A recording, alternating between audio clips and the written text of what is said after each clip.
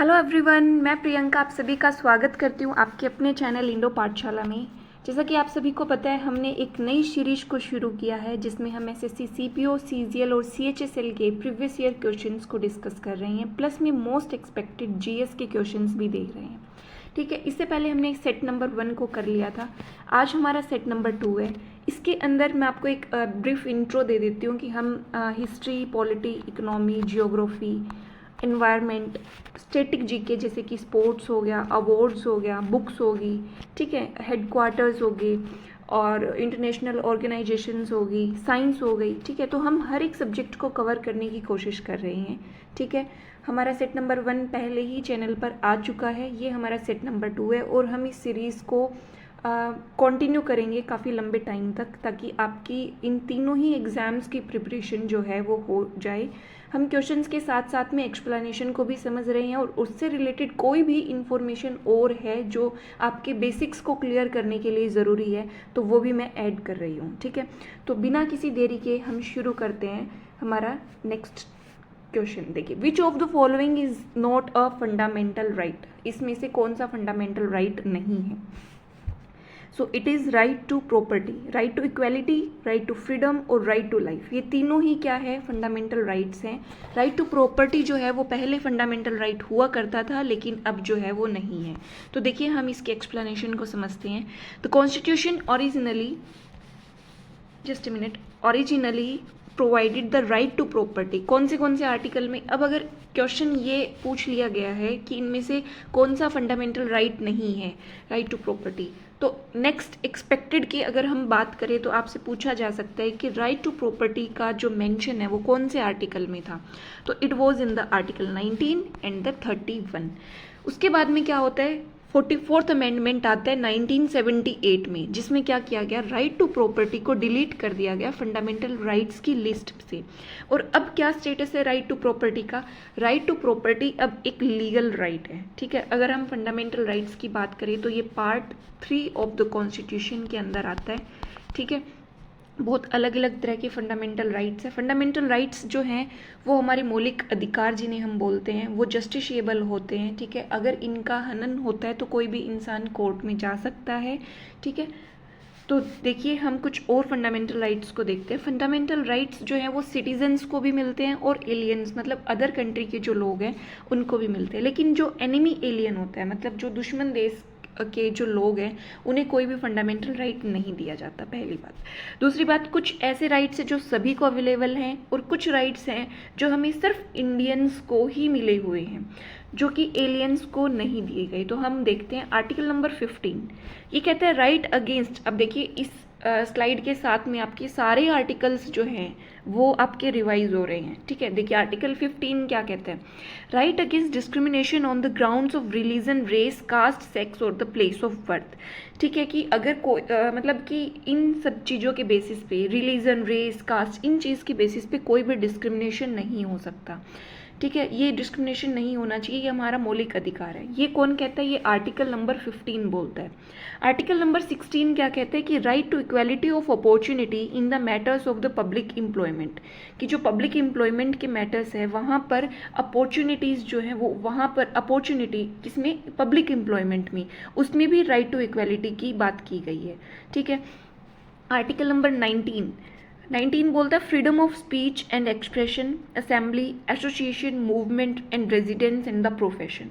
हमारे पास फ्रीडम है स्पीच की, हम जो एक्सप्रेस करना चाहते हैं वो एक्सप्रेस कर सकते हैं, हम कहीं पर असेंबल हो सकते हैं, इकट्ठे हो सकते हैं, हम एसोसिएशन बना सकते हैं, हम कंट्री के किसी भी पार्ट में मूवमेंट कर सकते हैं, हम कहीं पर जाके रेजिडेंस हम रह सकते हैं। ठीक है, कुछ एक्सेप्शंस हमेशा होते हैं, जैसे कि नॉर्थ ईस्टर्न की कंट्री जो स्टेट्स हैं वहाँ पर हम जाके लैंड को नहीं खरीद सकते हैं, क्योंकि वो लोकल जो लोग हैं उनके कल्चर को प्रिवेंट करने के लिए कुछ स्टेप्स, एक्सेप्शन आपको फंडामेंटल राइट्स में मिलेंगे। ठीक है, और हम कोई भी प्रोफेशन को प्रोसीड कर सकते हैं, किसी भी प्रोफेशन को अपना सकते हैं, बशर्ते उस प्रोफेशन से किसी भी इंसान की उस पर कोई नेगेटिव इम्पैक्ट नहीं आना चाहिए। ठीक है, एक्सेप्शन हर एक चीज़ में यहाँ पर रहेगा। आर्टिकल नंबर 29 एंड 30 क्या बात करते हैं? कल्चरल और एजुकेशनल राइट्स की बात करता है।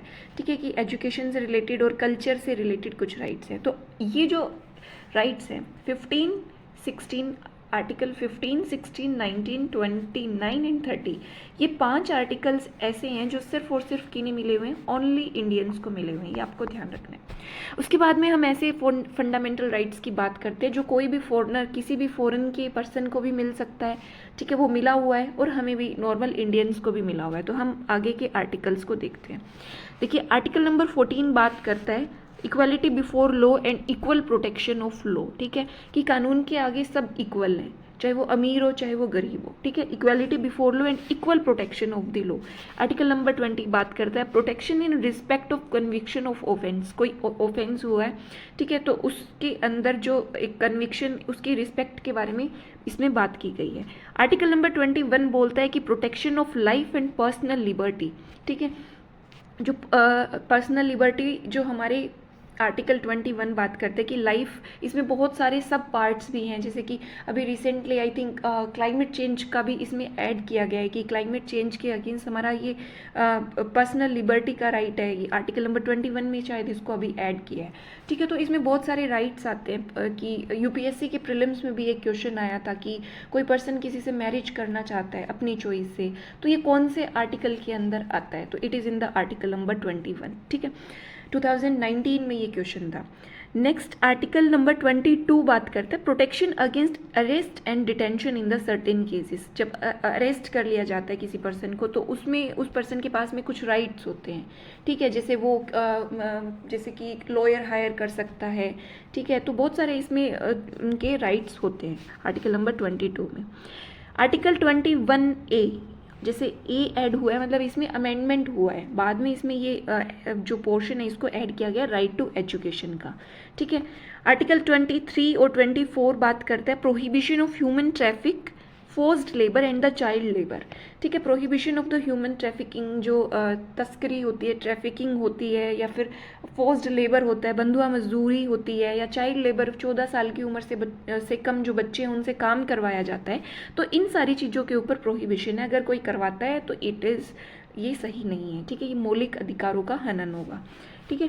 उसके बाद में आर्टिकल नंबर 25 से लेकर 28 तक है हमारी रिलीजियस फ्रीडम, कि हम किसी भी रिलीजन को जो है वो मतलब मान सकते हैं, ठीक है, हम कुछ भी अपने रिलीजन के बिलीफ को मान सकते हैं, हमें कोई रोक नहीं सकता है, तो ये हमारे सारे फंडामेंटल राइट्स हैं, ठीक है। अब उन जो क्वेश्चन क्या था, अब आप देखिए क्वेश्चन हमारा था कि फंडामेंटल राइट इनमें से कौन सा नहीं है, तो हमने कितने तो इसके बेसिक्स देख लिए, आर्टिकल्स देख लिए, सारे कॉन्स्टिट्यूशन जो हमारे फंडामेंटल राइट्स है सारे वो हमने देख लिए, ठीक है, ये जस्टिशिएबल होता है ये हमने देख लिया, ठीक है, तो ये सारी इन्फॉर्मेशन आपको ध्यान रखनी है।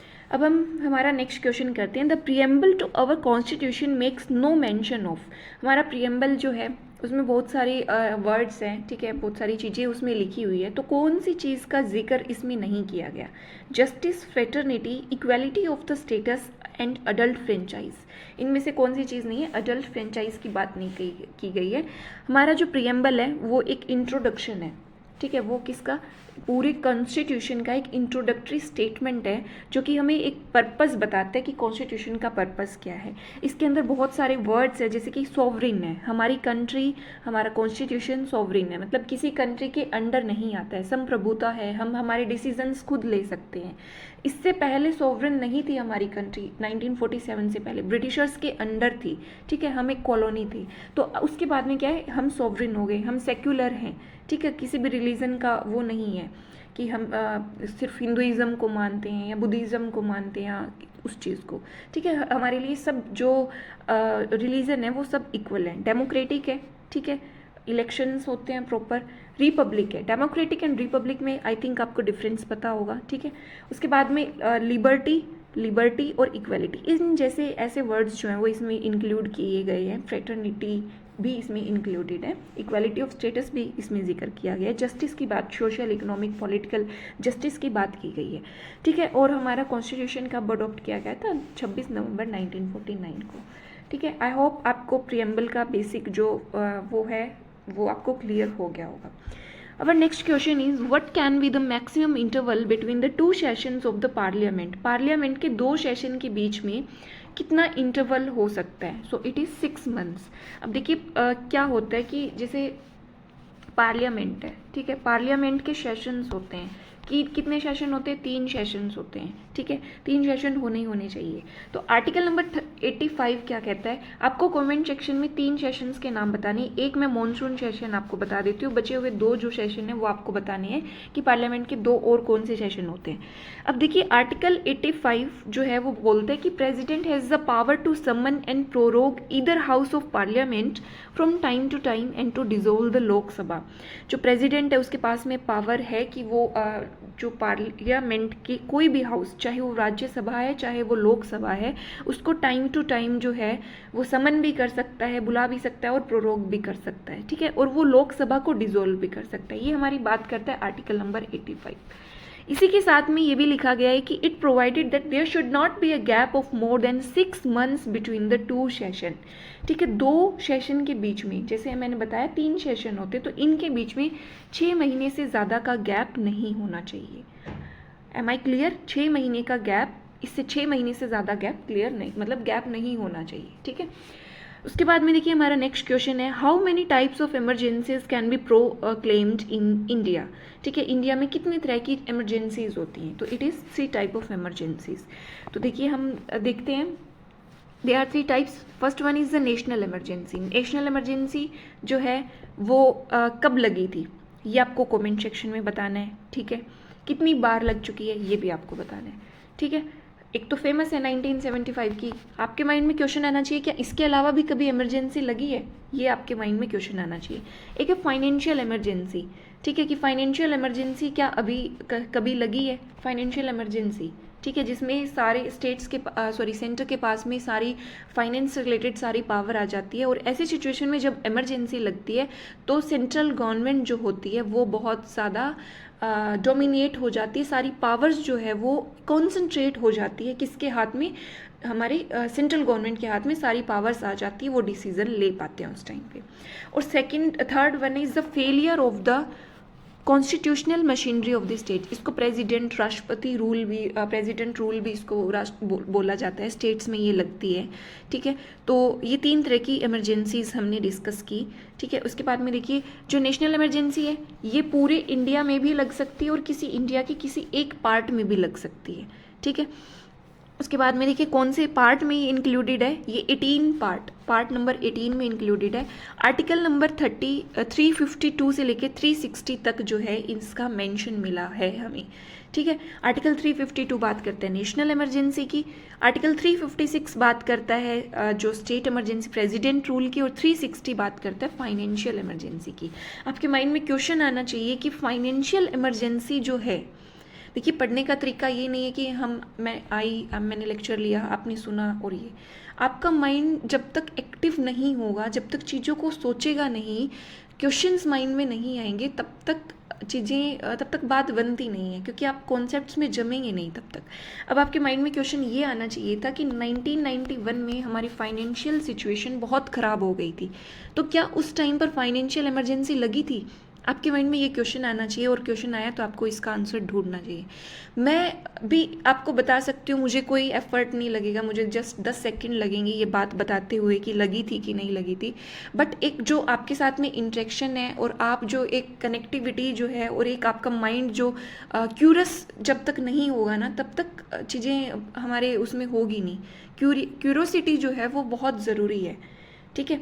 तो चलिए हम हमारे नेक्स्ट क्वेश्चन की तरफ बढ़ते हैं। आई होप हमने इमरजेंसी के टॉपिक से बहुत सारी चीज़ें सीखी हैं, तो हम नेक्स्ट क्वेश्चन देखते हैं। Which institution has the final authority to interpret the constitution of India? किसके पास में फाइनल अथॉरिटी है कि वो कॉन्स्टिट्यूशन ऑफ इंडिया को इंटरप्रेट कर सकते हैं, ठीक है।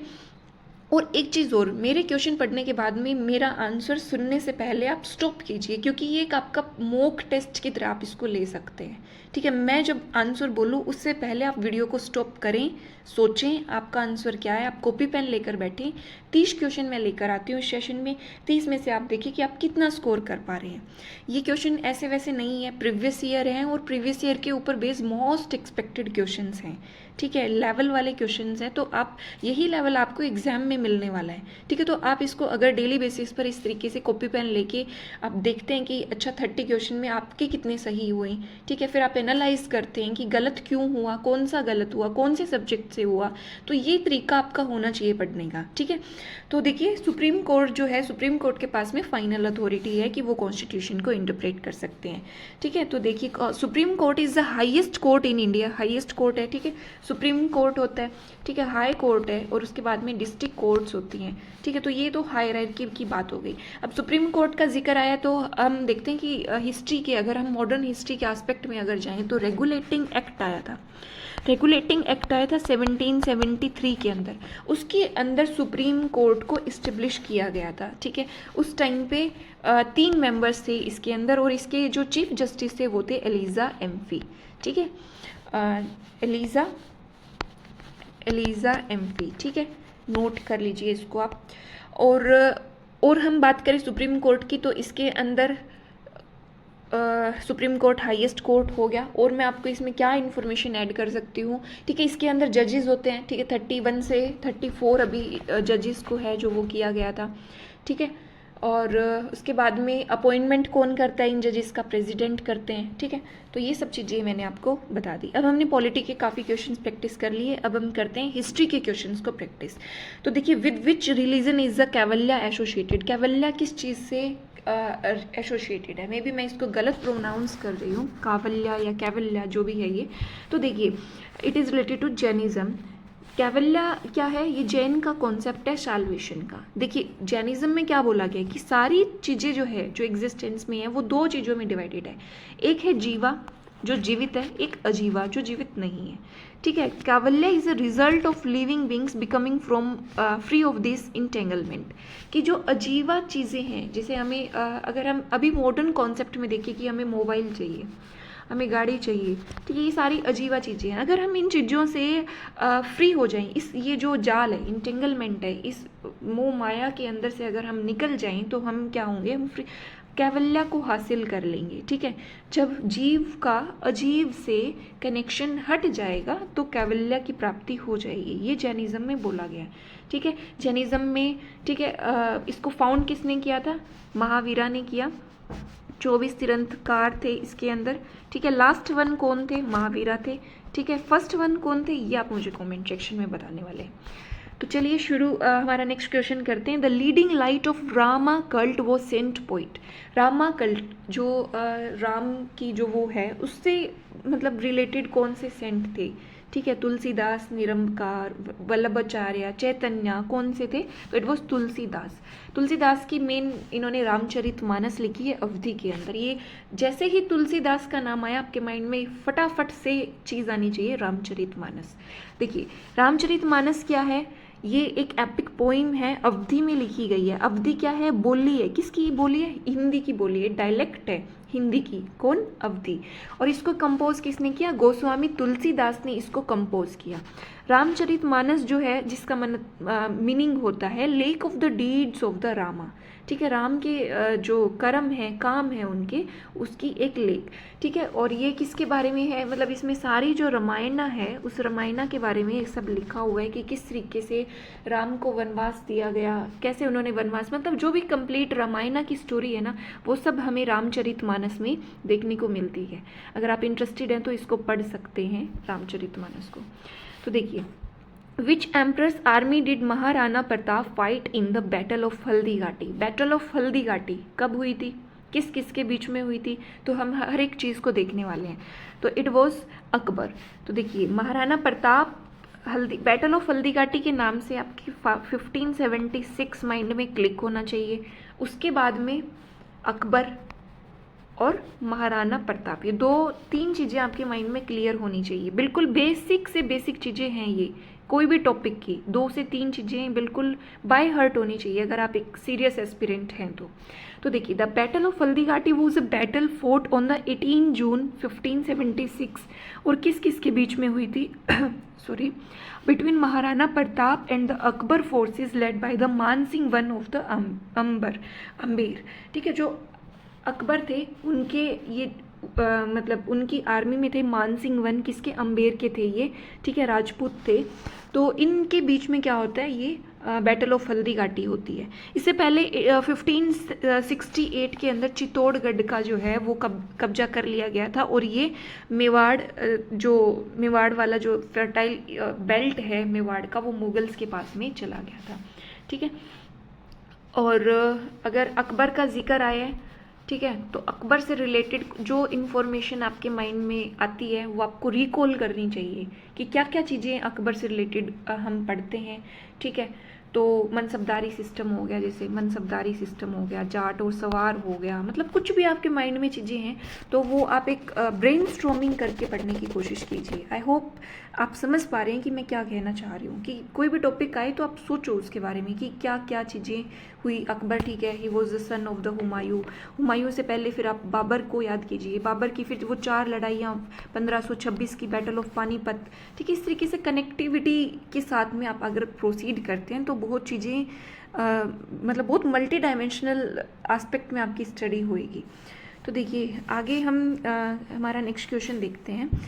In which following year was the Congress Socialist Party CSP founded? It was founded in the 1934 by the, ठीक है, देखिए Congress socialist party was a left wing, ये लेफ्ट विंग है, किसके अंदर, ये अलग से नहीं थी, विद इन द कांग्रेस थी, ठीक है। Formed within with the Narendra Deva and the Jayaprakash Narayan in the 1934, ठीक है। देखिए नरेंद्र देवा और जयप्रकाश नारायण जो है इन्होंने 1934 में इसको फॉर्म किया था, ठीक है। और देवर इन्फ्लुएंस बाय द मार्क्सिज्म और लेनिनिज्म, ठीक है। मार्क्सिज्म से ये लोग काफ़ी क्या थे, इन्फ्लुएंस्ड थे, ठीक है। अब 1934 से क्या ध्यान आता है कि एम.एन. रॉय ने कॉन्स्टिट्यूएंट असेंबली की सबसे पहले डिमांड की थी 1934 में, ठीक है। क्या हुआ था, इसके साथ साथ जैसे कि काफ़ी सारी पॉलिटिकल जो वो थी, एक जैसे कांग्रेस काम कर रही थी, बहुत सारे ऑर्गेनाइजेशंस काम कर रहे थे, तो इस टाइम पे कॉन्स्टिट्यूएंट असेंबली की भी डिमांड हुई थी 1934 में, एम.एन. रॉय ने करी थी, ठीक है। हम आगे बढ़ते हैं। इन 1937 the Congress formed ministries in the, ठीक है, कांग्रेस ने मिनिस्ट्रीज कितने उस स्टेट्स में बनाई, ठीक है, तो ये बनाई 7 स्टेट्स में आउट ऑफ द 11। तो देखिए the Congress party gained absolute majority मिलती है Bombay, Madras, UP, Bihar, Orissa and the central provinces, and was that the largest single party in the north west frontier जो पोर्शन है। Congress ministries formed July 1937 in 7 out of the 11 provinces, 11 में से 7 provinces में ये हुई। यहाँ पर जो इलेक्शंस हुए थे उनका मेंशन था गवर्नमेंट ऑफ इंडिया एक्ट 1935 में, ठीक है। और 1935 में ही जो आरबीआई है, ठीक है, उसका जो है फॉर्मेशन आरबीआई एक्ट 1934 से इस्टेब्लिशमेंट इसकी हो गई थी। हिल्टन यंग जो कमीशन है उसने इसको रिकमेंड किया था, ठीक है। 1935 में जो गवर्नमेंट ऑफ इंडिया एक्ट आया उसमें बहुत सारा जो गवर्नमेंट ऑफ इंडिया एक्ट 1935 जो है GOV 1935, यही एक मेन बेस था हमारे जो भी हमने बहुत ज़्यादा फीचर्स लिए हैं कॉन्स्टिट्यूशन में, वो इससे लिए, ये बहुत एक स्ट्रॉन्ग बेस था जो ये एक्ट आया था, ठीक है। तो उसके बाद में हम हमारी ज्योग्राफी के सेशन को शुरू करते हैं। ज्योग्राफी में हम देखने वाले हैं कि विच of the following is the oldest mountain range of the India. अगर ओल्डेस्ट पूछा है तो दिमाग में आना चाहिए कि यंगेस्ट भी कौन सा है, ठीक है। मतलब एक क्वेश्चन से आपकी 7-8 क्वेश्चन क्लियर होने चाहिए, मेरी तो पूरी कोशिश यही रहेगी, ठीक है। तो देखिए अरावली जो है वो सबसे ओल्डेस्ट माउंटेन रेंज है। हम अरावली को पढ़ते हैं। अरावली सबसे पहले तो देखिए ये अगर हमारा इंडिया है, एक मिनट मैं ठीक से बनाती हूँ इसे, ये इंडिया है तो इस तरीके से अरावली फैली हुई है। कहाँ कहाँ पर, गुजरात, यहाँ गुजरात, राजस्थान, हरियाणा और दिल्ली, ठीक है। ये 4 जो स्टेट्स और यूटी है ये आपको ध्यान रखना है। यहाँ पर अरावली जो है वो सिचुएटेड है 692 किलोमीटर, ये बहुत ज़्यादा ओल्डेस्ट है। तो ये इतनी इरोड हो गई है, इतनी इरोड की इसकी अब ज़्यादा हाइट बची नहीं है, ठीक है। बहुत कम हाइट अभी रह चुकी है अरावली इसकी, ठीक है, हवा से, पानी से, ठीक है, इन सब चीज़ों से ये बहुत ज़्यादा इरोड हो गई है, ठीक है। अरावली जो है वो ओल्डेस्ट फोल्ड माउंटेन्स है। और गुरु शिखर, ये PYQ है, गुरु शिखर की इसका हाईएस्ट पॉइंट कौन सा है, ठीक है। तो गुरु शिखर जो है वो हाईएस्ट पॉइंट है, कितने मीटर पर है देखिए, ज़्यादा नहीं है, 1722 मीटर है, ठीक है। तो अब यंगेस्ट माउंटेन्स की बात करें तो यंगेस्ट कौन है हमारे इंडिया में, हमारे हिमालयाज, ठीक है, हिमालयाज है, ठीक है। हिमालयाज में सबसे हाईएस्ट पॉइंट कौन सा है, माउंट एवरेस्ट है। माउंट एवरेस्ट की हाइट कितनी है, 8848 मीटर, ठीक है। देखिए ये कितनी है, 8848 मीटर, और ये 1722, ठीक है, क्योंकि ये इरोड हो चुकी है इस वजह से, ठीक है। माउंट आबू है वो भी यही है, दिलवाड़ा जैन टेम्पल है वो भी राजस्थान में ही है, ठीक है। तो ये सब चीज़ें आपको देखनी है। उसके बाद में देखिए where is the cardamom hills located, cardamom hills, ठीक है। तो कार्डमम हिल्स केरला के अंदर है। अगर हम इसकी बात करें तो इसको येला माला भी बोला जाता है, ठीक है। साउथ में आपको पता है कुछ नाम अलग ही उसमें है। तो येला माला जो है ये माउंटेन रेंज है साउथ इंडिया के अंदर। ये वेस्टर्न घाट्स, अब देखिए ये इस तरफ वेस्टर्न घाट्स है, ये ईस्टर्न घाट्स है, और वेस्टर्न और ईस्टर्न घाट जहाँ मीट करते हैं वो कौन सी हिल्स है, वो है नीलगिरी हिल्स यहाँ पर, ठीक है। तो देखिए हम बात करें थे कार्डमम हिल्स की। It is the part of western Ghats located in the Kerala and the Tamil Nadu, ठीक है। ये केरल और तमिलनाडु वाले पोर्शन में कार्डमम हिल्स है। वेस्टर्न घाट्स और पेरियार सब क्लस्टर की बात करें जिसमें कार्डमम हिल्स वाला पोर्शन भी इंक्लूड होता है, ये यूनेस्को वर्ल्ड हेरिटेज साइट में आता है, ठीक है। यूनेस्को वर्ल्ड हेरिटेज साइट में, यूनेस्को वर्ल्ड हेरिटेज साइट से रिलेटेड जो है एक लेक्चर अपलोड हुआ है चैनल पर, आप उसको भी जाकर देख सकते हैं, ठीक है। तो हम हमारे नेक्स्ट क्वेश्चन पर प्रोसीड करते हैं। It is the Zoji La pass connects with which of the following two pairs, ठीक है। जोजिला पास जो है वो किस किस को कनेक्ट करता है, तो it is Srinagar and the ले। जोजिला पास जो है वो सिचुएटेड है कितने 3528 एल्टीट्यूड पे on the national highway 1A पर जो है ये सिचुएटेड है और कनेक्ट करता है श्रीनगर, कारगिल और लेह को, ठीक है। इन 3 लोकेशंस को ये कनेक्ट करता है, ठीक है।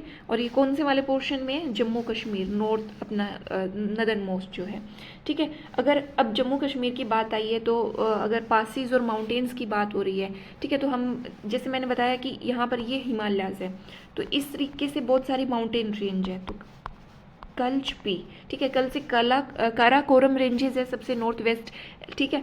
काराकोरम हो गया, ठीक है, और बहुत सारी पीर पंजाल रेंजेस हो गया। तो इस तरीके से बहुत सारी इसमें रेंजेस यहाँ पर रहेगी, ठीक है।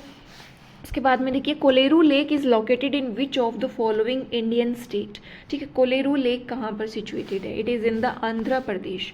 कोलेरू लेक की बात अगर हम करें, जस्ट मिनट, तो कोलेरू लेक जो है one of the largest fresh water, देखिए वन ऑफ द लार्जेस्ट, ठीक है, फ्रेश वाटर लेक है, आंध्र प्रदेश में है।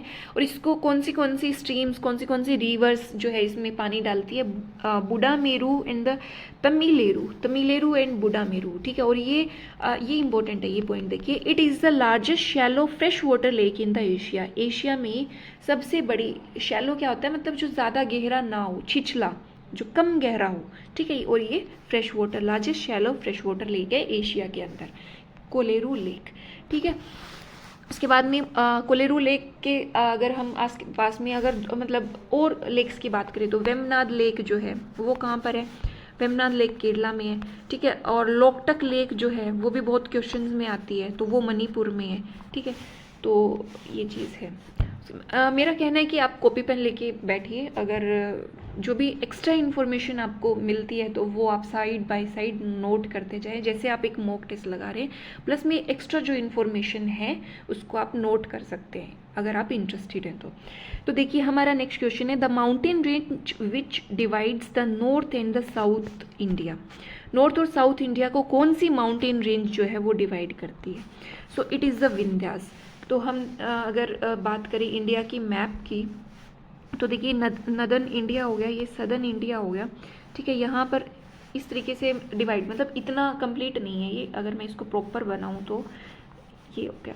एक ये जो मतलब कुछ ट्रिक्स बना के आप इसको याद रख सकते हैं। देखिए सबसे पहले विंध्यन रेंज आती है, सबसे पहले ये विंध्यन रेंज है, फिर यहाँ पर नर्मदा रिवर इस तरीके से जो वेस्ट डायरेक्शन में फ्लो करती है, वो विंध्यन रेंज के बाद में नर्मदा नदी आती है, उसके बाद में सतपुरा रेंजेस आते हैं, ठीक है।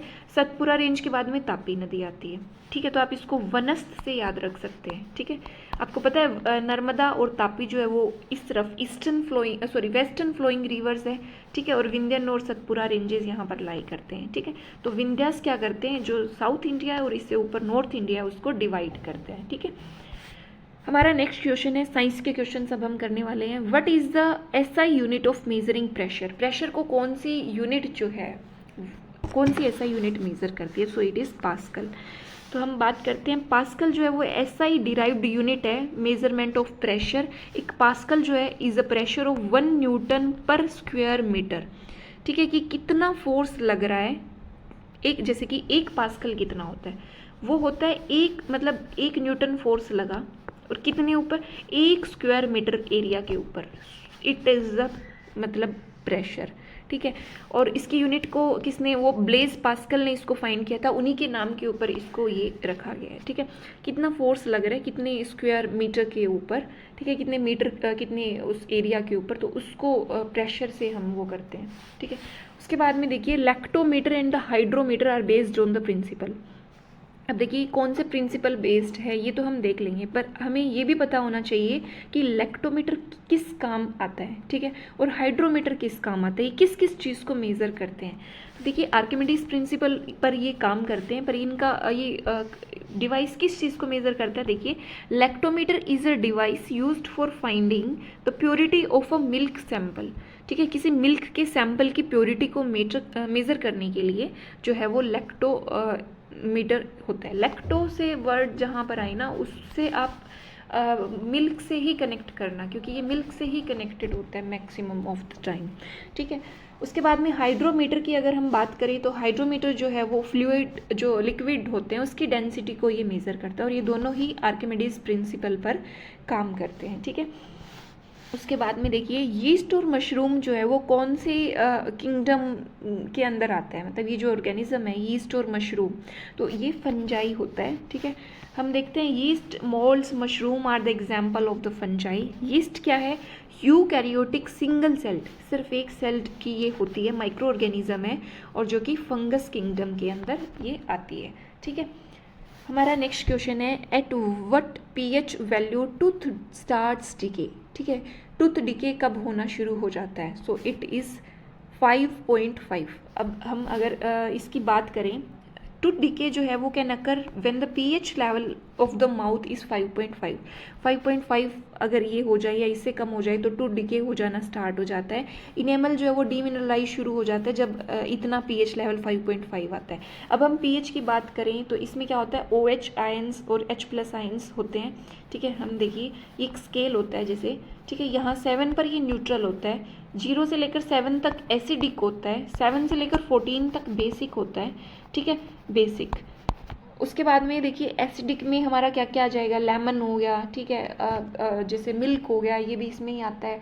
उसके बाद में और क्या हो सकता है, आप सोचिए एसिडिक में मतलब खट्टी चीज़ें हो गई जैसे, ठीक है, HCl हो गया जैसे, ठीक है, तो ये सारी चीज़ें इसमें आ जाएगी। और बेसिक में जैसे साबुन हो गया वो बेसिक होता है, ठीक है, क्योंकि उसके साबुन के साथ में जैसे देखा होगा कि अगर वो कनेक्ट करती है, चलो बहुत ज़्यादा इन डेप्थ हो जाएंगी ये चीज़ें, तो आप इतना देखिए 0 से 14 तक जो है ये स्केल रहता है। इधर हम H+ आयंस देखते हैं, इधर OH आयंस होते हैं, ठीक है। उसके बाद में देखिए which of the following disease is caused by bacteria, ठीक है, तो बैक्टीरिया से कौन सी डिजीज़ है, क्या ट्यूबरक्लोसिस होता है या कॉमन कोल्ड या एड्स या डेंगू फीवर। तो देखती ये होता है ट्यूबरक्लोसिस जो कि बैक्टीरिया से। टीबी क्या है, टीबी एक इन्फेक्शियस डिजीज़ है, मतलब ये फैल सकती है, किसी एक इंसान को है तो दूसरे इंसान को भी ये हो सकती है। कि लंग्स में अलग अलग तरह की टीबीज होती है, ठीक है, वो इंटेस्टाइन की टीबी भी हो सकती है, वो लंग्स की भी हो सकती है, ठीक है, वो ब्रेन में भी हो सकती है, अलग अलग बॉडी पार्ट्स में होती है, बोन टीबी भी होती है, ठीक है। तो ये इन्फेक्शियस डिजीज़ है और it is typically caused by एक बैक्टीरिया जिसको माइकोबैक्टीरियम ट्यूबरक्लोसिस बोला जाता है। माइकोबैक्टीरियम ट्यूबरक्लोसिस, ये इंपॉर्टेंट है, ये आपको ध्यान होना चाहिए। कॉमन कोल्ड की बात करें तो एक वायरल इन्फेक्शियस डिजीज़ है, नॉर्मल वायरल मतलब एक कुछ लोगों से दूसरे लोगों में ये वो हो सकता है, फैल सकता है। एड्स की बात करें तो किसकी वायरस की वजह से होता है, कौन से वायरस की वजह से होता है, ह्यूमन इम्यूनो डेफिशिएंसी वायरस की वजह से ये होता है, ठीक है। डेंगू की बात करें तो क्या है, मॉस्किटो बोर्न, ये एक ट्रॉपिकल डिजीज़ है, ठीक है। तो ये हमने सारी डिजीज़ का बेसिक देख लिया। अब हम हमारे नेक्स्ट क्वेश्चन की तरफ बढ़ते हैं। अब हम करने वाले हैं स्टैटिक जीके के कुछ क्वेश्चंस। देखिए ज्ञानपीठ अवार्ड जो है one of the highest literary, मतलब ये लिटरेचर में दिया जाता है ज्ञानपीठ अवार्ड, ठीक है। तो ये कब शुरू किया गया था, तो इट वॉज 1961। तो हम बात करते हैं Jnanpith award is an Indian literary award that was conceived by the Bharatiya Jnanpith, a research and cultural institute founded in the 1944 by the industrialist Shahu Shanti Prasad Jain of Shahu family in the 1961, ठीक है। Institute की establishment 1944 में हो जाती है, ठीक है, किसके द्वारा, इंडस्ट्रियलिस्ट शाहू शांति प्रसाद जैन ने करी, और ये जो अवार्ड है ये 1961 में शुरू होता है, ठीक है। अब आपको ये अभी करंट अफेयर से इसको कनेक्ट करना है कि रिसेंटली ज्ञानपीठ अवार्ड किसको दिया गया, ये आपके माइंड में आना चाहिए और आप इसको कमेंट सेक्शन में भी मेंशन करने वाले हैं, ठीक है। जो सीरियस कैंडिडेट्स हैं, जो ऑनेस्टी के साथ में पढ़ रहे हैं, वो जरूर कमेंट करेंगे, ठीक है। उसके बाद में देखिए, who is the author of the book we are displaced, ठीक है। बहुत लाइमलाइट में रही थी ये बुक और ये सारा जो भी मैटर है इस बुक से रिलेटेड, वी आर डिस्प्लेस्ड, तो ये मलाला यूसुफजई ने ये बुक लिखी है। वी आर डिस्प्लेस्ड जो है ये book my journey and story from the refugee girls around the world, ठीक है। ये रिफ्यूजी गर्ल्स की उनकी जर्नी और स्टोरी के ऊपर ये बेस्ड है। 2019 में ये बुक जो है वो लिखी गई थी मलाला यूसुफजई के बारे में के द्वारा, ठीक है। The book follows Yousafzai own experience, उनके खुद के एक्सपीरियंस जो है वो इस बुक में लिखे हुए हैं कि being displaced in the Pakistan में किस तरीके से पाकिस्तान से डिस्प्लेस होके इंग्लैंड के अंदर ये मूव करे थे, ठीक है। उसके बाद में हमारा नेक्स्ट क्वेश्चन है, the global competitive report is released by which of the following organisation. Global competitive report कौन सी ऑर्गेनाइजेशन इसको करती है? It is world economic forum, WEF। Global Competitive Report is a yearly report published by the World Economic Forum, ठीक है। It assesses the ability of the countries to provide high levels of prosperity to their citizens, ठीक है। ये assess करती है कि कौन सी country की कितनी एबिलिटी है कि वो अपने सिटीजन्स को किस लेवल की प्रोस्पेरिटी को, हाई लेवल की प्रोस्पेरिटी प्रोवाइड कर पा रहे हैं या नहीं कर पा रहे हैं। और ये 2004 में शुरू हुई थी ये रिपोर्ट आनी, ठीक है। और किसने? वर्ल्ड इकोनॉमिक फोरम ने इसको शुरू किया था। आप ट्रस्ट नहीं करेंगे, ये जो क्वेश्चन है ये यूपीएससी में भी आ चुका है। यूपीएससी के जितना मुझे ध्यान है 2017 या फिर 18 के अंदर ये क्वेश्चन था कि ग्लोबल कॉम्पिटिटिव, या फिर 19 में, 17, 18 या 19 के अंदर ये क्वेश्चन आया हुआ था कि वर्ल्ड इकोनॉमिक फोरम के द्वारा कौन सी रिपोर्ट जारी की जाती है, ठीक है। तो हमारा नेक्स्ट क्वेश्चन है, the SDG India index is developed by. देखिए SDG जो है सस्टेनेबल डेवलपमेंट गोल्स है, वो जो वर्ल्ड लेवल पे, ग्लोबल लेवल पे यूनाइटेड नेशंस हैंडल कर रहा है, ठीक है। उसकी 2015 में ये शुरू हुआ था, ठीक है। हम बात करें 2015 से लेके 2030 तक का टारगेट है कि हमें सस्टेनेबल डेवलपमेंट गोल्स को क्या करना है, अचीव करना है। 17 इसमें गोल्स हैं।